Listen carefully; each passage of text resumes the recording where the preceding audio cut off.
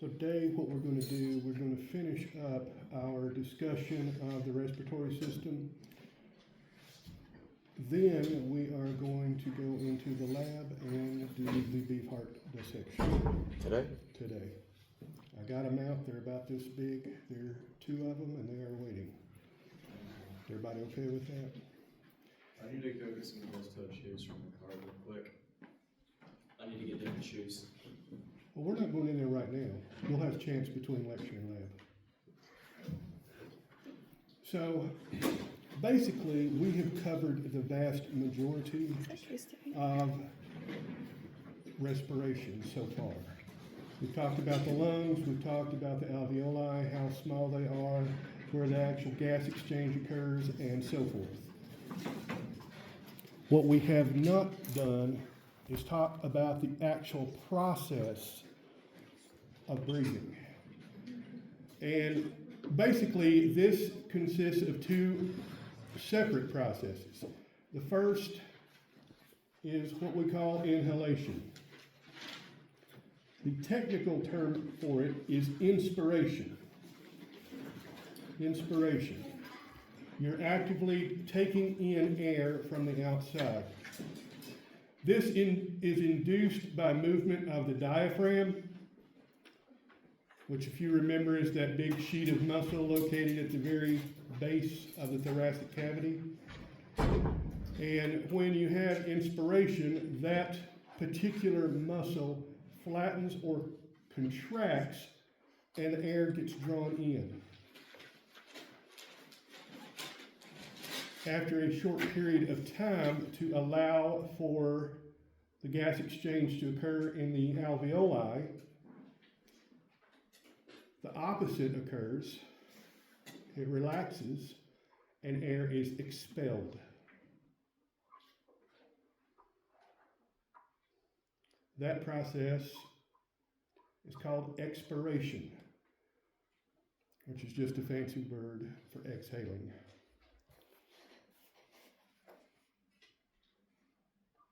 Your book does a really, really good job summarizing these two on table 19.2 and 19.3. Those are located on page 769 and 771. Page 243 if you're using the electronic version. I want you to be able to summarize either or both of those, but summarizing it doesn't mean you have to give a detailed explanation.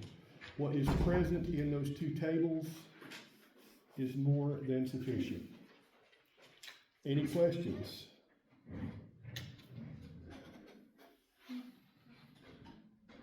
Okay, so control over breathing. This is due to the brainstem,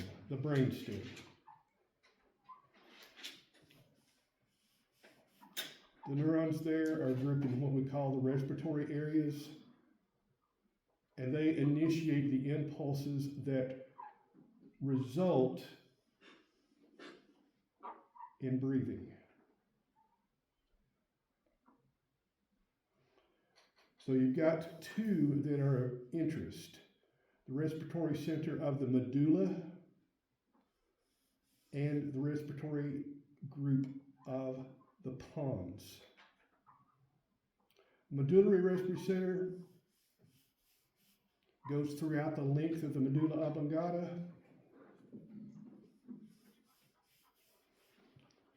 And the basic rhythm of breathing comes from here.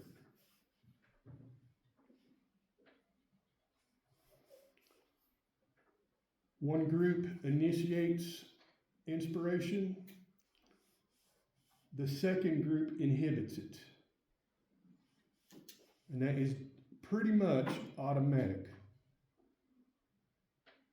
You get your excitatory stimulation, you breathe in. You get inhibition, the muscles relax on their own, you breathe out.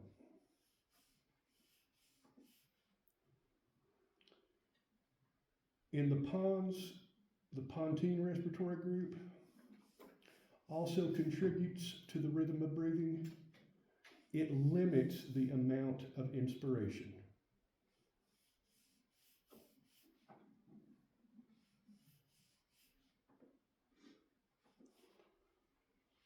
Whenever this breathing is interrupted or this rhythm is disrupted, it is called apnea, A-P-N-E-A, apnea. This is most often seen in sleeping people, in which case it's called sleep apnea.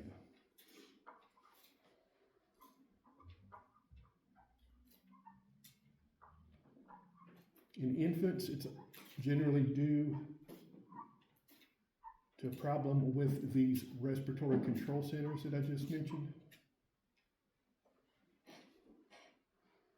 Very often that can result in sudden infant death syndrome, what they call SIDS.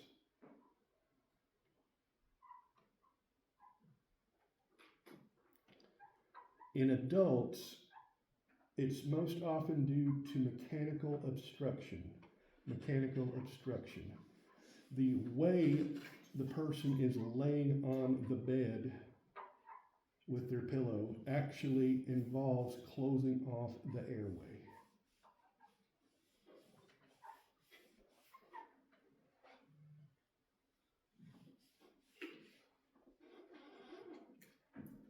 At that point, the person will generally wake up, but not quite to conscious level, and resume breathing.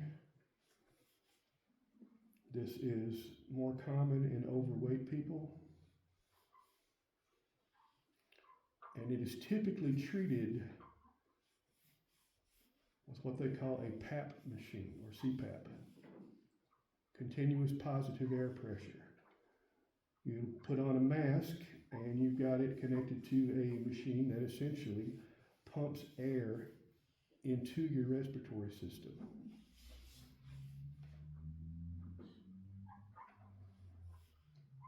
If you're not used to it, it can be a real challenge to get used to it.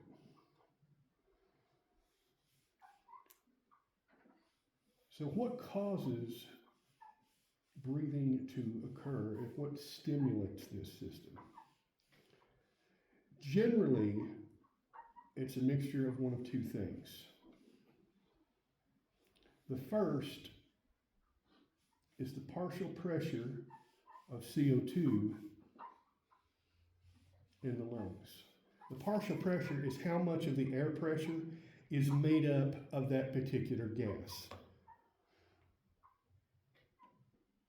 At sea level, the Earth's atmosphere weighs so much it's pushing down on your skin at 14.6 pounds of pressure per square inch.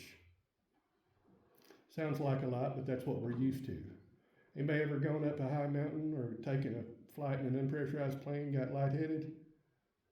It's not a pleasant experience. That can cause problems with swelling, which can be called pulmonary edema or cerebral edema. Pulmonary edema takes place, you get swelling in the lungs.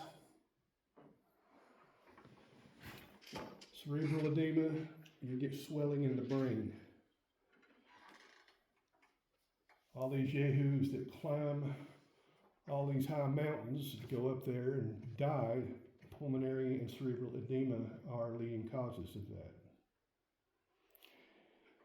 Notice it has nothing to do with the amount of oxygen, just the amount of CO2. Essentially, your central nervous system can detect too much CO2, but it cannot detect too little oxygen. So once that partial pressure goes up, it initiates a breath.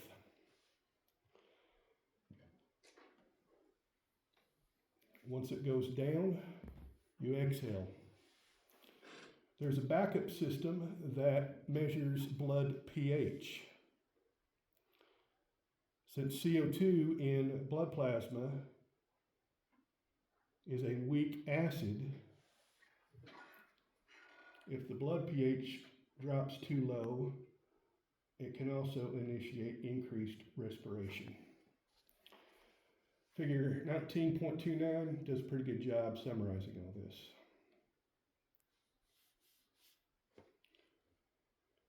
Table 19.6 also does a pretty good job on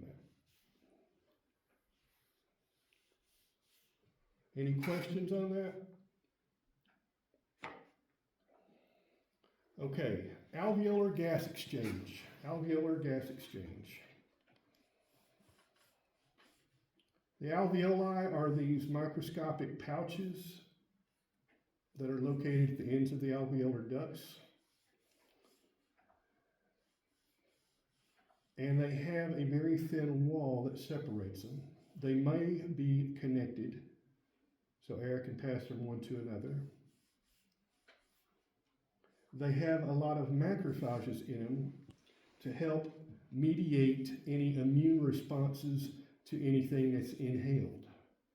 So if you inhale pollen, these can initiate an allergic response. If you inhale bacteria or viruses, they can actually destroy them. Due to the differences between the partial pressures in the alveolar air and in the blood, gas is exchanged across what we call the respiratory membrane. The respiratory membrane.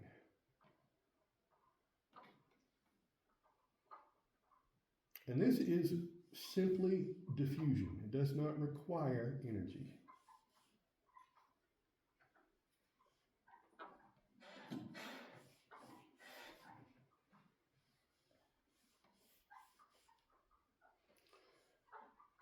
Oxygen that transfers over enters red blood cells.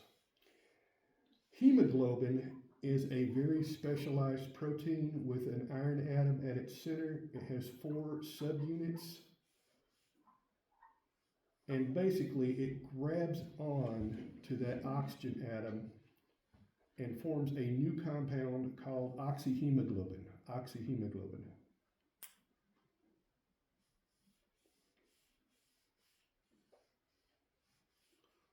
Once that blood is pumped through the heart and carried away through the arteries, it reaches various tissues where it again diffuses across that membrane out of the capillary.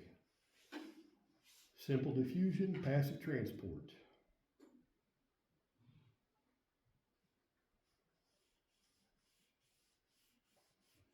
Meanwhile, you've had CO2 enter the bloodstream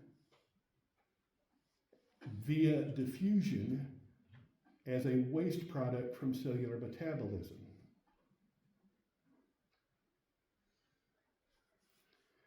And that CO2 is going to get carried to the lungs one of 3 different ways. Number 1, it binds to hemoglobin, just like the oxygen does. Number 2, it may simply dissolve into the blood plasma.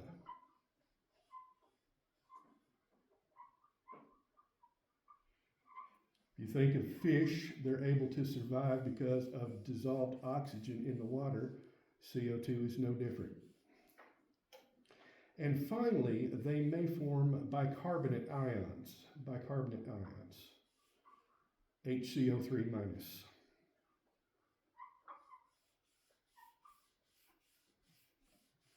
The amount that gets carried in blood plasma is very small. It's only about 7%.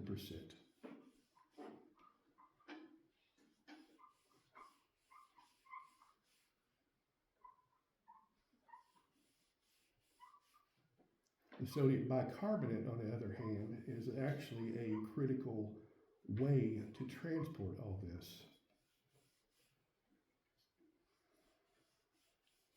CO2 binding to hemoglobin gives us about 23%. The bicarbonate carries about 70%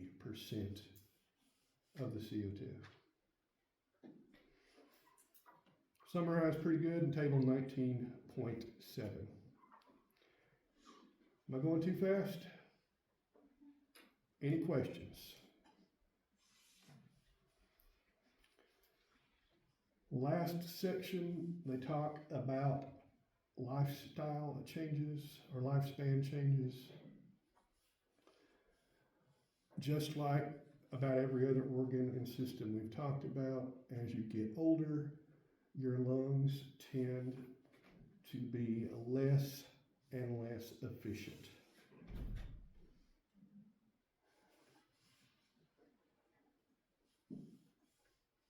Most healthy people will not see any kind of serious respiratory issue unless they have been, say, a smoker for a very long time, a miner who's worked in a mine, black lung, y'all have heard of that, I'm sure. Obviously, as we've learned more about it, we've become much better at protecting ourselves against it, but these are still dangers. Has anybody ever heard of mesothelioma? Mesothelioma is a type of lung cancer that arises from the mesothelium, which are the endothelial cells surrounding the lungs. It is almost always caused by, anybody know? No reason you would. Asbestos. Asbestos is a fibrous compound that was actually mined from rocks. And it is used in the insulation of older buildings because it's essentially fireproof. I've actually used an asbestos glove before. Pretty crazy stuff when you think about how dangerous it is now. There was one particular town in the Australian outback that was founded to mine this stuff, and they literally wrote the entire town off and abandoned it. The Australian government stepped in and bought all of the land and moved the people out. True or false? Most lung cancers are associated with people who smoke. True. False. Only about a third of them are. I know Russians, they used to make gas mask filters with asbestos. Really? Filters. Wouldn't surprise me.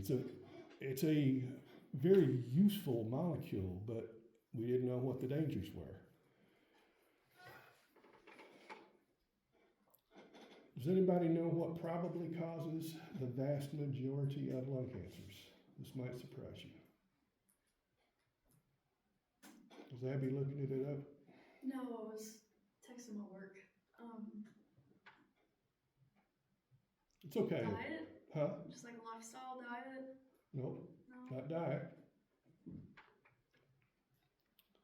Pollution, atmospheric pollution.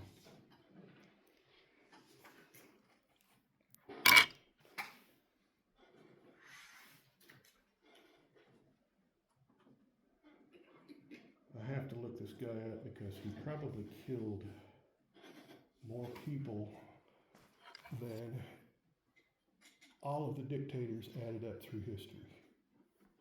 Y'all ever heard the name Thomas Midgley Jr.? Thomas Midgley Jr. was a chemist who worked for General Motors, and about the time internal combustion engines really started to take off, which is probably the first couple of decades of the 20th century, he suggested that if tetraethyl lead was added to fuel, that it would eliminate engine knock. And by the 1970s, 50 years later, they were seeing the devastating results of having leaded gasoline being burned worldwide. And basically, entire generations were growing up with mild cases to severe cases of lead poisoning. And they actually eliminated this starting in the 70s, and I think by 95, all lead was removed from gasoline. Yeah, because a bunch of people were upset about it because they were saying it was like a Democrat thing because they were like, oh, let's make it cleaner. And they were like, all these Democrats are. Yeah, people generally go by feelings rather than thoughts. I won't lie, it burns great. When my brother and I had bought this old go-kart that needed some engine work, and the guy who we got to do the engine work happened to be a mechanic down at the airport. So when he got it running, we were able to go down there, and he needed somebody to test it out. So he put in 100 octane avgas, aviation fuel, and we drove that thing up and down the runway. That was fun. Let's just say it wasn't meant to take 100 octane highly leaded aviation fuel. Tell them I said hi, Abby. I will. You just have to sit right at the line of fire. That's the only reason I'm picking on you. Questions? Bottom line, the simple fact that we have vehicles and fossil fuel plants is probably what has contributed to a lot of respiratory issues. Y'all ever heard the term smog? Smog comes from two words that you might be familiar with. The first is smoke. The second is fog. Literally, there were so many particulates in the air from pollution that they bound to water molecules, so that when the morning fog came in, it literally looked like a mixture of smoke and fog. I have actually seen that. My in-laws lived in El Paso, and they lived fairly high up on one of the mountains there. And my father-in-law took us out to eat one day, and we were going down the mountain, and I looked across the horizon, and I just saw this massive, dense yellow cloud hanging over the desert. And I said, what on earth is that? He laughed and said, that's Juarez. In other words, that was the Mexican side of the Rio Grande where they didn't have that air loss. It blew my mind seeing just how it was trapped down in there. So any questions about the respiratory system? Take you about a 5-minute break and then come back, and then we'll get on to the next chapter. Well, the 5 minutes are up, so let's go ahead and get back to it. A couple of things I did want to mention about specific lung conditions. The first one is pneumonia. Pneumonia almost always results from an infection. Can be viral or bacterial, or even in some cases fungal.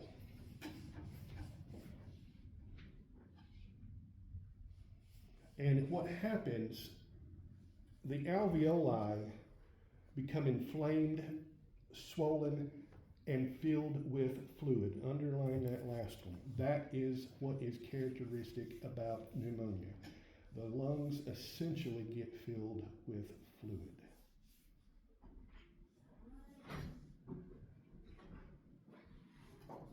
And once that happens, unless it is bacterial, they're generally treated with antibiotics.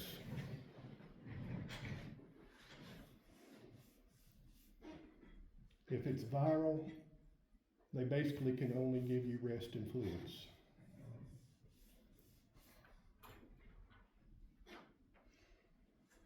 And sometimes give you breathing treatments. Has anybody here ever had one of those? What they essentially do is shoot you full of a chemical called albuterol, which is a steroid. And that steroid helps reduce the inflammation, open up those alveoli, so you're actually able to get more oxygen in. they'll almost certainly put you on some kind of supplemental oxygen as well. And those little nasal cannulas, even though I had a staph infection in my bone, my health was in such danger they put me on both of those to make sure I didn't get pneumonia, essentially. I was bedridden for 5 weeks. Another one you have to worry about is fibrosis. There are a lot of different types of this. There are a lot of different causes for this. But essentially, fibrosis is scarring and stiffening of the alveoli.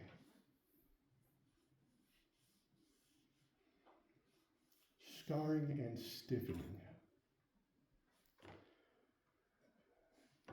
Things that can cause this can include toxins in the environment,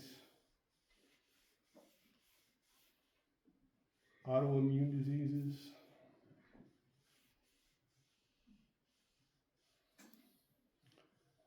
but most of them are really what we call idiopathic.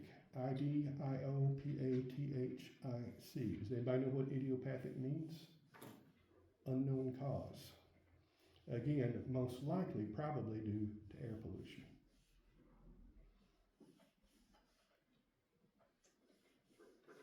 This can be progressive, in which case it gets worse, and it's very often fatal.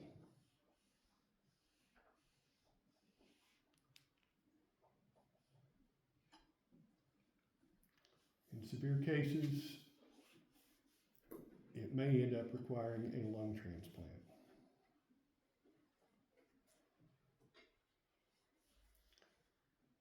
Contrast that with emphysema, E-M-P-H-Y-S-E-M-A. Emphysema also damages the alveoli.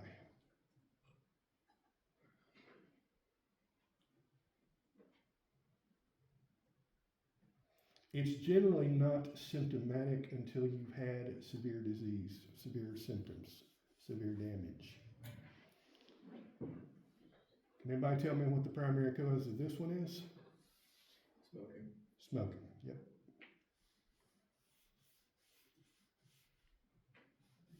Now keep in mind, secondhand smoke, air pollution, things like that can also contribute to it. Again, progressive, chronic, incurable,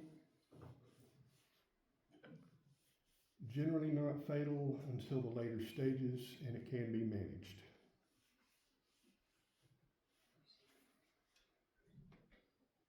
Everybody got that?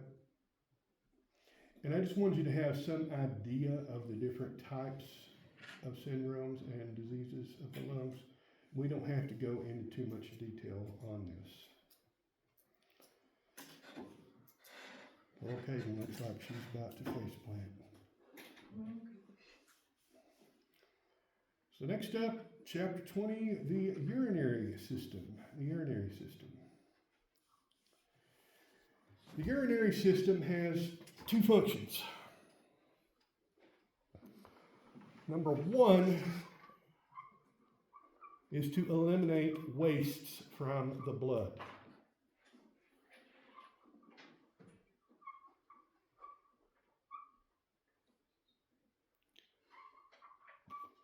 The main waste here is essentially ammonia, NH2.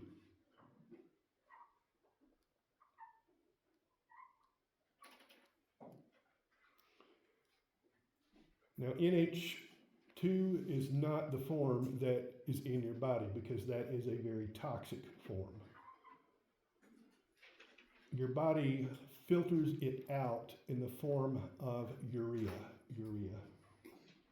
What would the chemical composition of urea be, just like as well as the level of NH2? I couldn't hear a word you said. What would the chemical composition of urea be if it's not NH2? Or is it just a really weak version of NH2? Well, let's look it up. The chemical formula of urea is a carbon double bound to an oxygen with two ammonias grouped to it.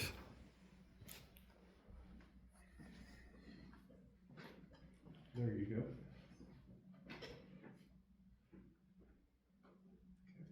And by having it bound up like that, it's not chemically active.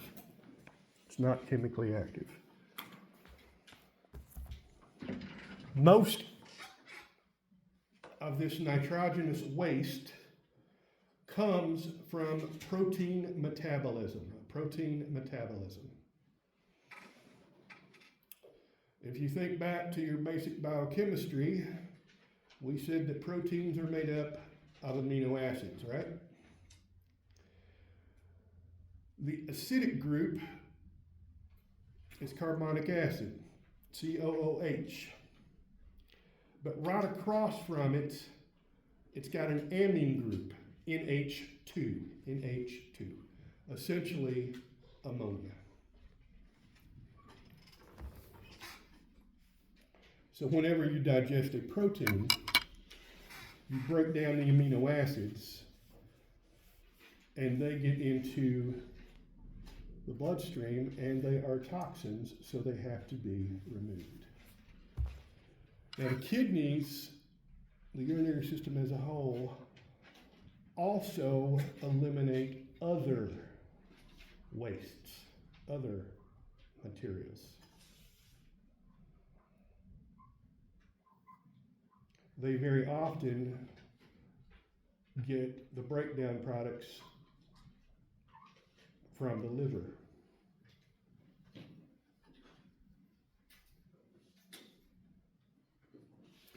Some of it you may not realize are wastes or poisons. Anybody here ever heard of glucose? One of the old, and by old I mean ancient history, literally ancient history, thousands of years ago, one of the ways they would diagnose diabetes is to actually smell or taste the urine of the patient. If it had a sweet taste to it, the doctor knew that they were actually spilling sugar. I think Because- ants would go and eat the urine, wouldn't they? Do what? Like ants would go and eat the urine. Yeah, there are a lot of different ways they could do it, but the key thing was the urine had high levels of sugar. One of the ways I actually diagnosed myself when I became diabetic, did I tell you that?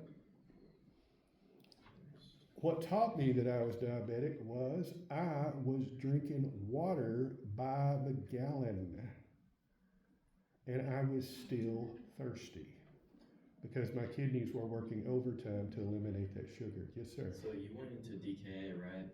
Close. So how did you feel whenever you were close to doing that?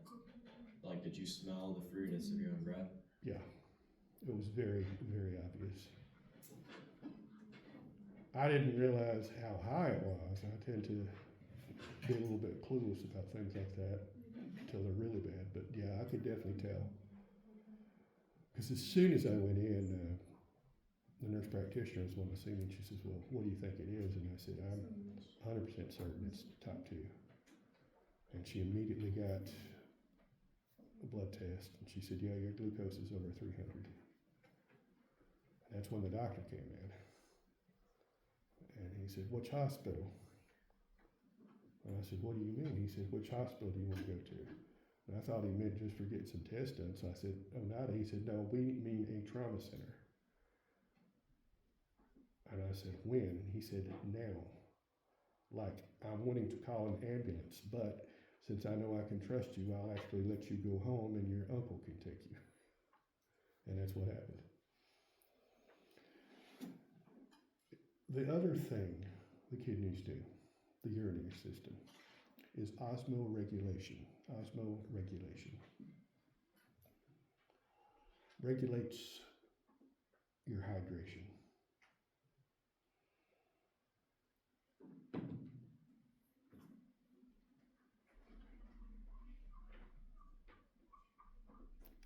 How can you tell if you are well hydrated? Does anybody know? Color of your urine? Color of your urine. You want it to be a pale straw color. If it is a dark yellow, then that generally means you are underhydrated.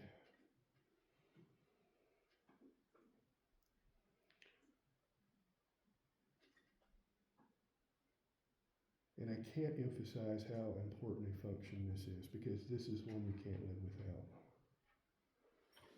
You can actually die from drinking too much water.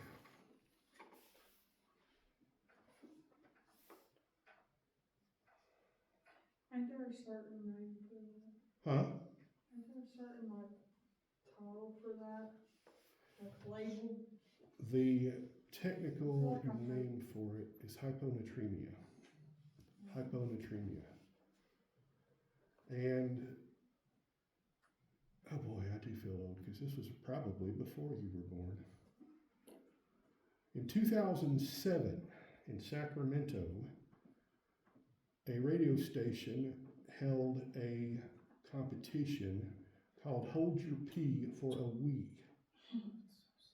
WII.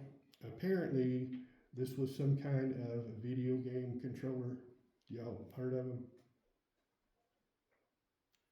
I haven't played a video game like that in 40 years, so I wouldn't know what they are.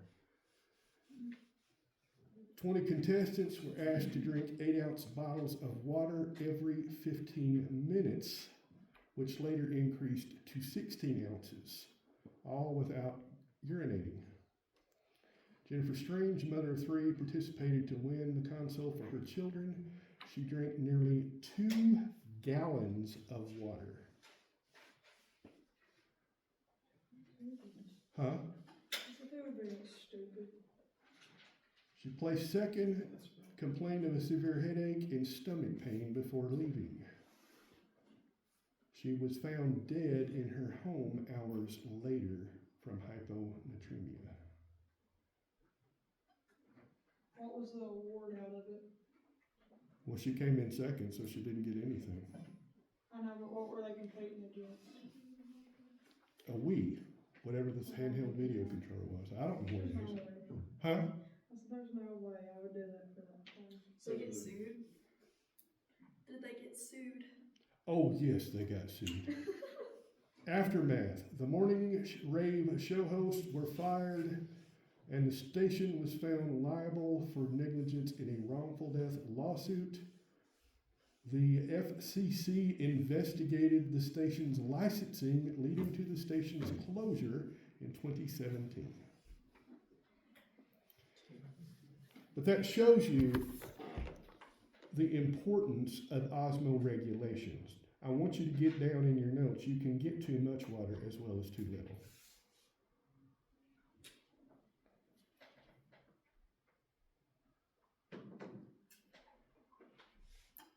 A pint is 16 fluid ounces. There are 8 pints to a gallon. So that is the equivalent of her drinking 16 of these in 2 hours.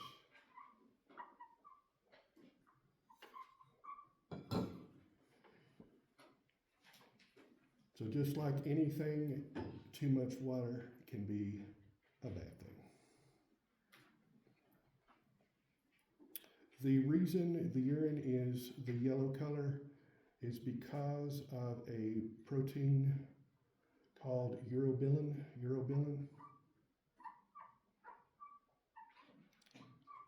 Urobilin is the breakdown product of hemoglobin.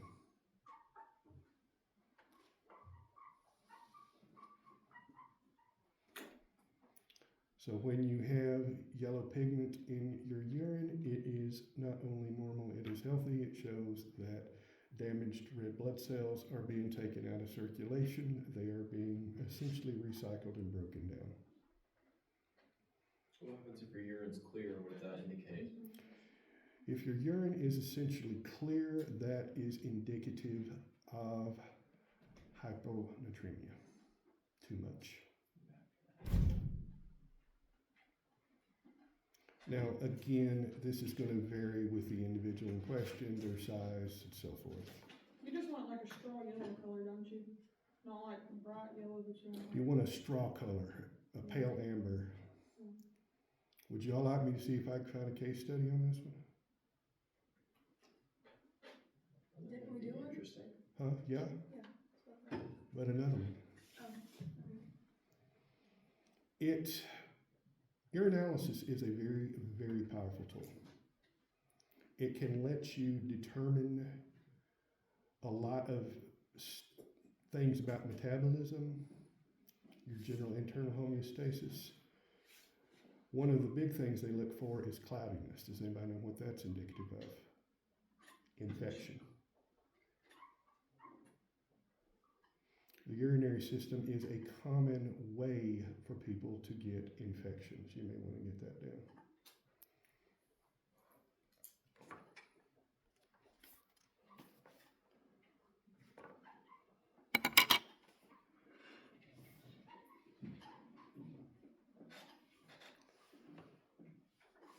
One of the long-term considerations that they worry about is what they call chronic kidney disease, or CKD.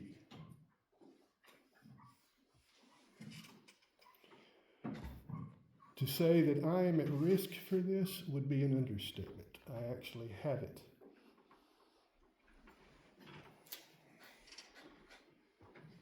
Basically, over the long term, your kidneys gradually lose function. They gradually lose function.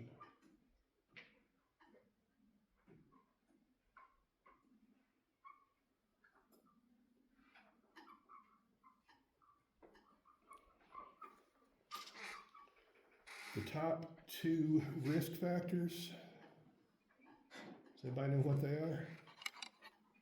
Diet. Huh? Diet. Close. Diabetes and hypertension, or high blood pressure. Gee, I wonder why I'm at risk.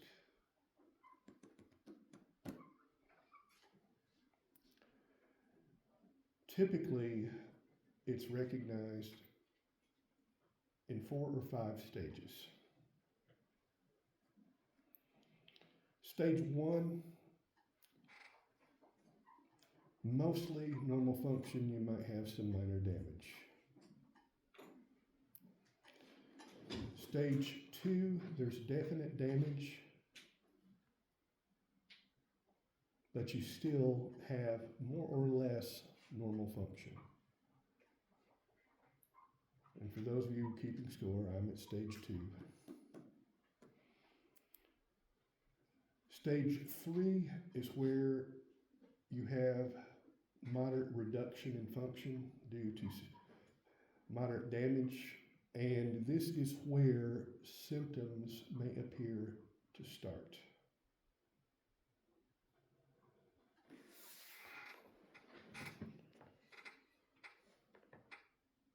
If you're at stage 3, you definitely have some concern and need to watch it.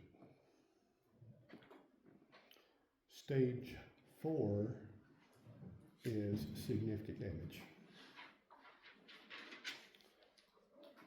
You're most likely going to be symptomatic, which is symptoms are fatigue, edema or swelling of the ankles and feet,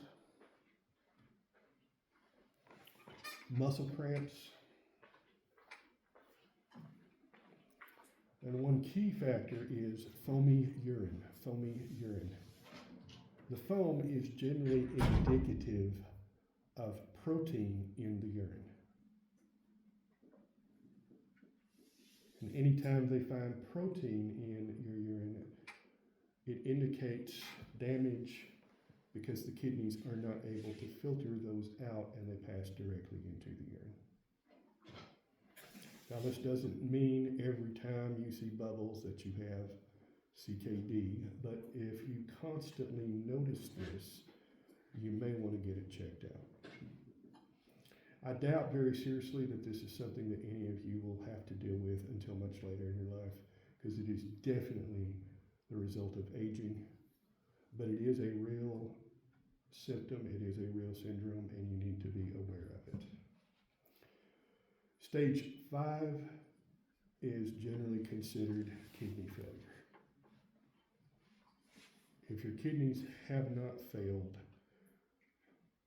they will soon.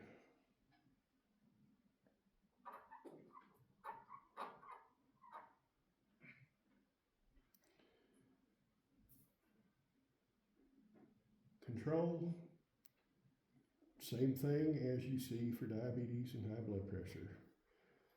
Reduce sugar, reduce calories, reduce salt, exercise.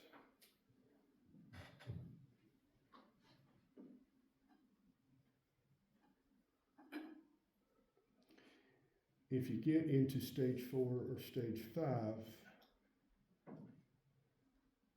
you really only got 2 options.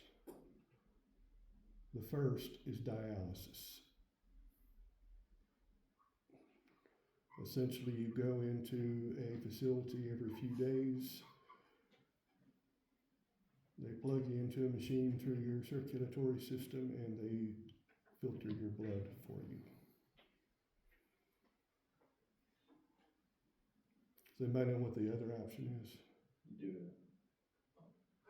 just a kidney transplant. Transplant. No transplant is what I would call easy or routine, but a kidney transplant is one of the ones that you have a better chance of both finding a donor and surviving. Because depending on your donor's health, you can take from a living donor. Parent, child, siblings, things like that. It's not a guarantee, but it's a possibility. But consider, it is major surgery, and if you're a donor, you are giving up a big chunk of your body for someone. So I won't lie, the number of people I would do that for is fairly small. And Natalie's like, am I on that list? I won't say. So any questions at all about that? Let's stop there.